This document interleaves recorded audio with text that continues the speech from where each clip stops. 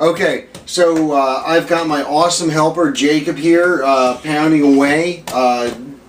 Like I said, fermentation is so simple, a 4-year-old can do it. And this 4-year-old is absolutely pounding the sauerkraut into submission. You can start to hear it squish just a little bit. Yep, he's doing a good job.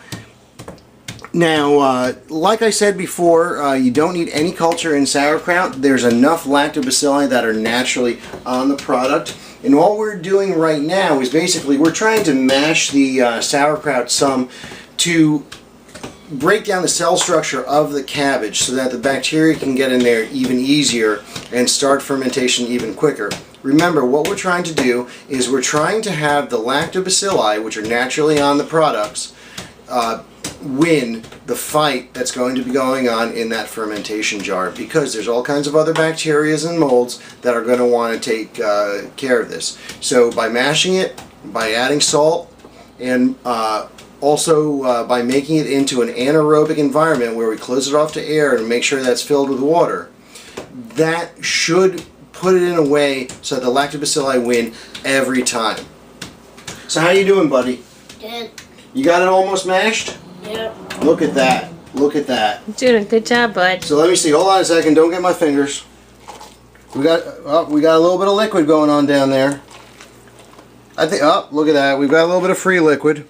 Cabbage is kind of hard. You know, it's kind of hard to get free liquid. It takes quite a while with the salt, and it takes quite a while with the pounding. And honestly, if you don't get it all, you know, get too much liquid, that's fine. It's not a problem. You can add some water to it. Wait a second. He is a little bit on the overzealous side because he wants to eat this. Jacob, what do you call sauerkraut? Sauerkraut. That's right, sauerkraut. Wow. This is so good for you. So anyway, oh, almost forgot. Sauerkraut. I take about a teaspoon to 2 teaspoons of caraway seeds, and I add them in. We Poles love that. Not exactly sure why. Daddy? You don't have to add caraway seeds. Yes, buddy. Yes. Sauerkraut is a nickname. Yes, sauerkraut's a nickname that you made up, buddy. But that just means that it's pretty awesome.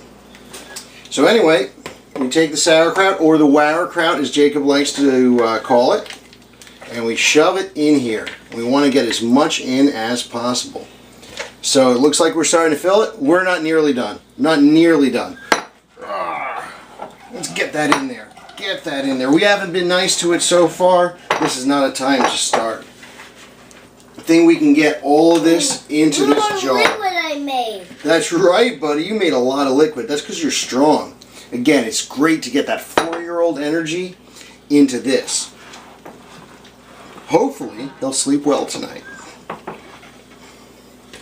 So anyway, we've got a little bit more liquid in there. Looks like Jacob did a pretty good job. I think that we can actually get away without adding water. Let's say for whatever reason you can't beat it enough.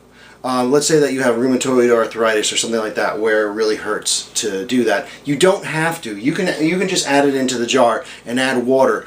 Make sure that the water that you add is not chlorinated. We're lucky enough to live out in the country here in Elverson, Pennsylvania, where we don't have to worry about that. We've got well water. But if you do have city water, make sure you don't use chlorinated water. That can kill the lactobacilli, and obviously you don't want that to happen.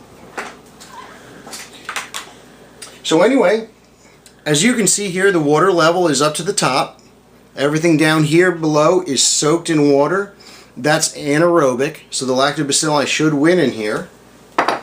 And again, you've got about an inch, inch and a half to the top of this. Believe me when I tell you that as this ferments, this will cause enough gas to push virtually everything up close to the top of this. If you had this up much higher than this, basically it would spray all over the place eventually. And that's life. That's how you know that the ferment worked. So anyway, this is Scott and Jacob. the owner and the son of the owner of ZooK Live Foods. Wanted to thank you so much again for tuning in to Ferment This. I'm glad to be here to be able to teach you how to make the world's healthiest foods, raw fermented vegetables.